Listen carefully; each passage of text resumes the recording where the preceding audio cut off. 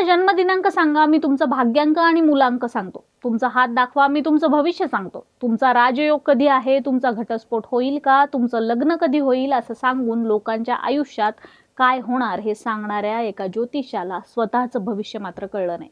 उद्या आपल्यावर गुन्हा नोंद होणार आहे आणि तोही एका महिलेकडून, त्यातही तो गुन्हा बलात्काराचा असेल, ज्यामुळे आपलं संपूर्ण आयुष्य उद्ध्वस्त होईल, असं त्या ज्योतिषाला आधीच का समजलं नाही? हा ज्योतिषी काही साधा सुद्धा नव्हता. त्याच्या दरबारात मोठमोठे उद्योगपती हजेरी लावायचे, राजकारणी लोक त्याच्या डोक्यावर छत्र धरायचे, त्याला घरात आणून त्याची पाद्यपूजा करायचे. इतकंच नाही तर 2022 मध्ये महाराष्ट्रात जे सत्तांतरण झालं ते देखील याच ज्योतिषाने वर्तवलेलं भविष्य होतं. त्यामुळे तत्कालीन मुख्यमंत्री असलेले एकनाथ शिंदे देखील या ज्योतिषाच्या दरबारात हजेरी लावायला गेले होते. आता या ज्योतिषाला कालपासून पोलिसांचा पाहुणचार मिळतोय. एका महिलेनं त्याच्यावर बलात्काराचा आरोप लावल्यानंतर पोलिसांनी त्याला अटक केली आहे. त्याच्याकडून एक पेनड्राईव्ह देखील जप्त केलाय. आता याच पेनड्राईव्ह मध्ये अनेकांचं भविष्य लपल्याचं बोललं जात आहे.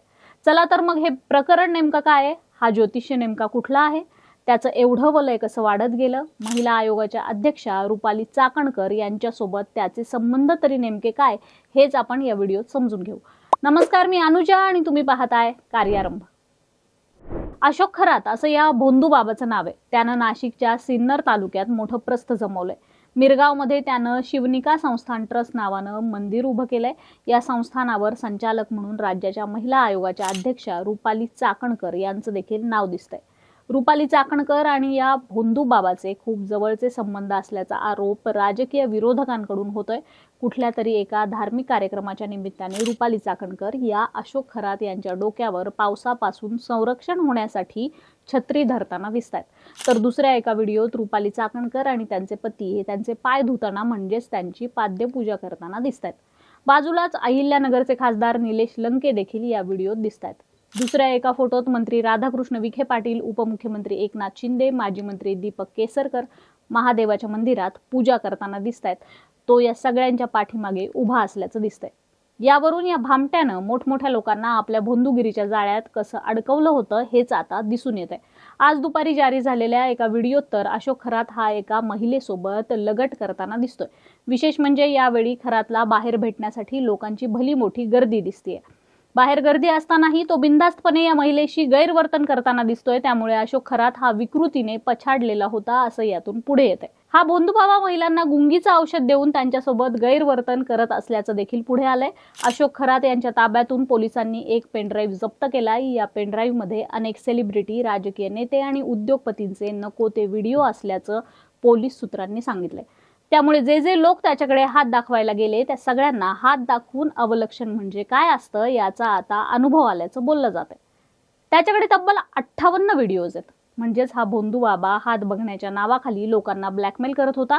लोकांना हनी ट्रॅपमध्ये अडकून त्यांच्याकडून हवं ते काम करून घेत होता का, असा देखील प्रश्न आता उपस्थित होतोय.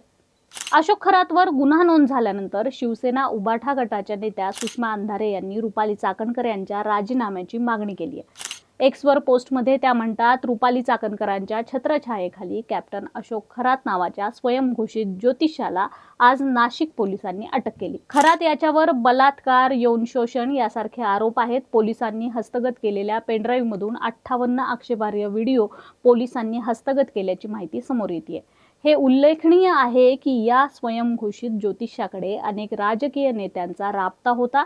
केसरकर, तटकरे, चाकणकर अशी काही राजकीय भक्तांची नावे. अनेक राजकीय नेत्यांनी या ज्योतिषाच्या सांगण्यावर वेगवेगळ्या पूजा करणं, स्वतःच्या हाताची करंगळी कापून घेणं असे अघोरी उद्योग सुद्धा केल्याचे लोक चर्चा करत आहेत.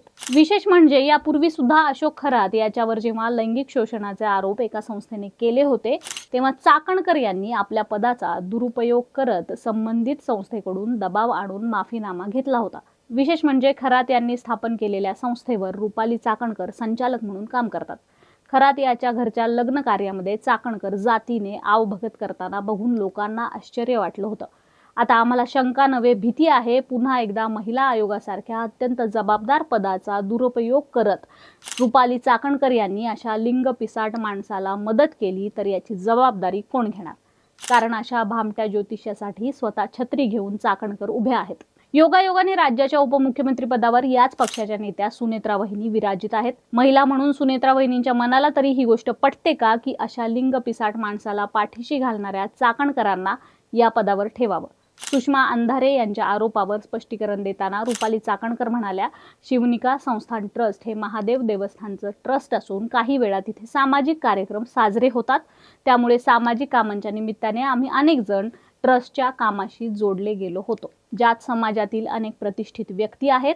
कॅप्टन खरात यांचं वैयक्तिक आयुष्य किंवा त्यांच्यावर झालेल्या आरोपांबाबत मला कल्पना नाही. आता जे आरोप होत आहेत त्याबाबत पोलीस निष्पक्षपणे चौकशी करतील.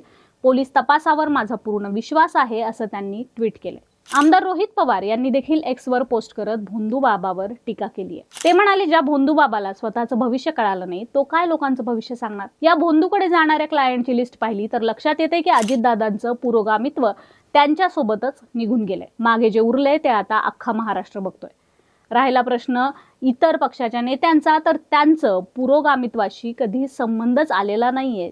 ज्यांच्या फोटोची लिस्ट समोर आली आहे त्या लोकांना या बलात्कारी बाबांनी काय मंत्र दिला असेल हे त्यांनाच माहिती आहे, असं म्हणत रोहित पवारांनी आपला संताप व्यक्त केलाय.